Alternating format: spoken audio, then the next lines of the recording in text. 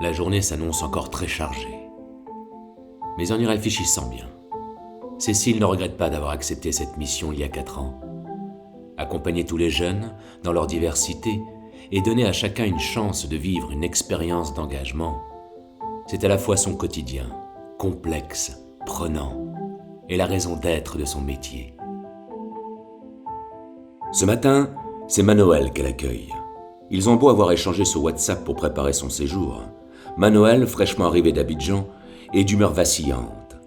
En lui remettant les clés de son appartement, Cécile le rassure en lui parlant des différentes phases par lesquelles il va sans doute passer.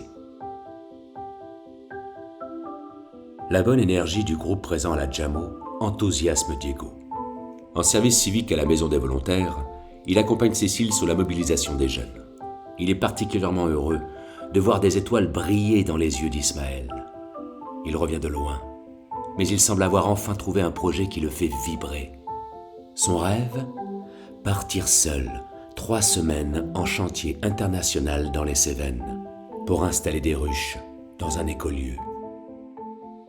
En frôlant le sol de l'aéroport de Bucarest, Nora repense à Nabil, son grand-père Arki, exilé en France à la fin des années 60. Alors qu'elle s'apprête à vivre pendant 9 mois une expérience de volontariat européen, un tourbillon de questions sur l'expatriation, le déracinement, l'exil embrume son esprit et l'empêche de reconnaître, au milieu de la foule exaltée, Vassil, son tuteur. Bintou y va un peu à tâtons. Le mobile truck l'attire, mais ses potes l'attendent pour aller buller au stade. Entre les deux, son cœur balance. Maîtrisant parfaitement l'art de la persuasion, elle entraîne sa bande et une partie de Trastaroute s'improvise sur le zinc du truck. Un échange de jeunes l'été prochain, en bande, en Grèce dans un camp de réfugiés pour monter une pièce de théâtre forum. Sérieux ? C'est possible ? Tiffen est ravie d'avoir assisté à la Jamo Pro le mois dernier. C'est lors de cet atelier qu'elle a entendu parler de la Mobile Box. C'est tout bête, mais ce matin, elle ressent la même excitation que lorsqu'elle reçoit un cadeau. Grâce à ces outils, elle va pouvoir capter l'attention et répondre aux questions de nombreux jeunes, et notamment à celle d'Alexandre, qui souhaite se rendre utile dans le quartier. Bintou retrouve Ismaël à Argenteuil pour une mobile day organisée au lycée de la Seconde Chance.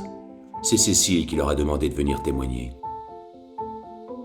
Au même instant, alors qu'il anime un atelier « Valoriser ses talents et son expérience », Diego a du mal à cacher son émotion en découvrant le message de Nora devant la mine de sel de la Tourda.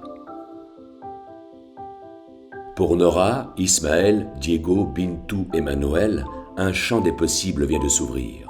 Le récit de ce qu'ils viennent de vivre avec son lot de promesses, de doutes, d'excitation et de frustration n'en est qu'au premier tome. La Maison des Volontaires, histoire de s'engager.